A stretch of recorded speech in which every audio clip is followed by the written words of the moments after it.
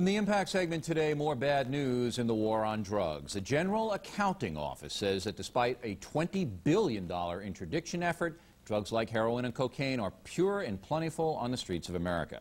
GAO's report criticizes the United States for lacking a long-term drug-fighting plan and for failing to coordinate drug-fighting agencies. This is not good news for the Clinton administration.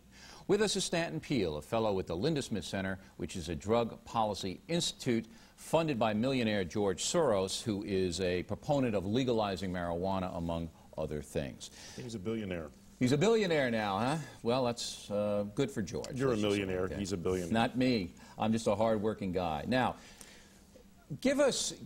I don't think there's anybody out there who's going to say that the United States has been successful in the war on drugs, except maybe a few real hardline policy people working in the administration.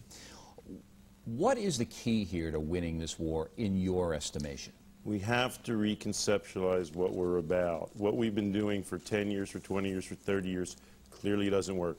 In 1980, we spent $1 billion on the war on drugs. You just quoted a figure of $20 billion. What are we getting for our money? In fact, we have more severe cases of drug addiction.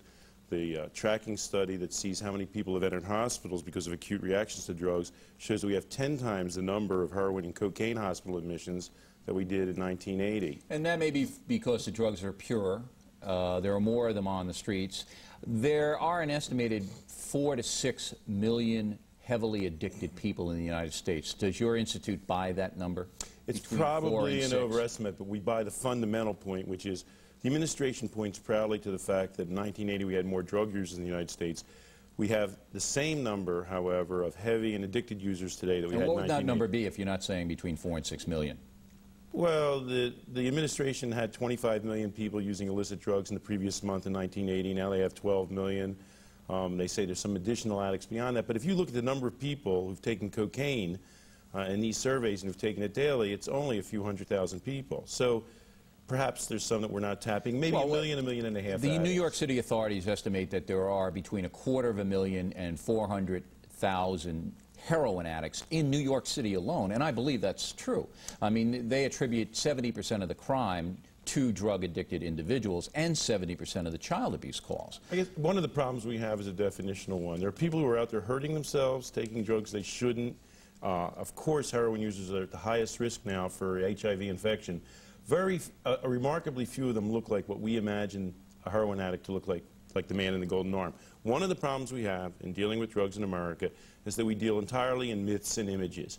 Most heroin users can have some kind of control over their lives. One policy that's used in every Western country, but not in the United States, is needle exchange. In the United States, we say, if they take heroin, they're going to go crazy and kill people on the street. In other countries, they say, we can control these lives. They may not be doing the right thing, but we can at least lower the spread of HIV. Yeah, all right, but let's try to solve the problem rather than the interim gap. I don't care about the needle exchange program. If it's around, you sound fine. just like McCaffrey. Nah, See, look. If a state wants to fund it and a local community wants to fund it, it's fine with me. But that's not going to stop. We have federal laws against HIV, against needle exchange. It's illegal to use.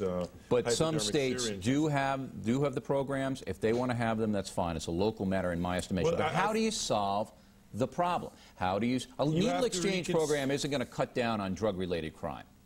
It is, well... It won't.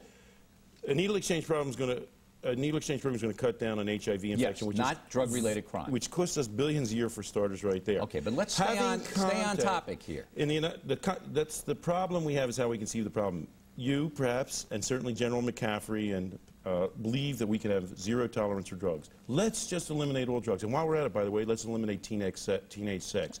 It's not going to happen.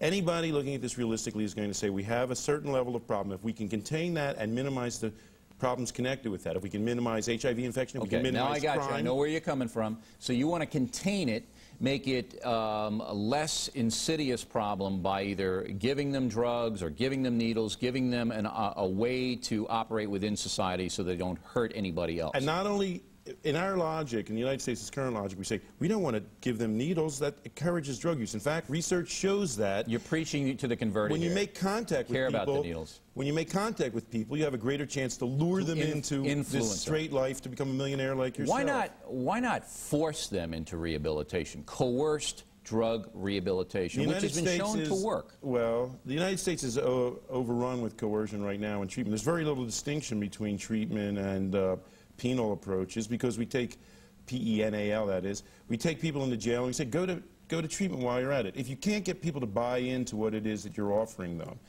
One problem, for example, in New York State you may be familiar with, 12-step programs, AA, compelling inmates to take them, was ruled unconstitutional because a lot of people don't buy into that rap. In Alabama, they have coerced drug rehabilitation for anyone who's arrested, anyone coming into the criminal justice system. It's been shown to be very effective. Why not isolate the people who are drug addicted and committing crimes by forcing them into a rehabilitation situation for a year or two? Takes the market away. 25% of the people that are in American prisons right now are people that are there solely for use of drugs. Most of those people would not be called addicts.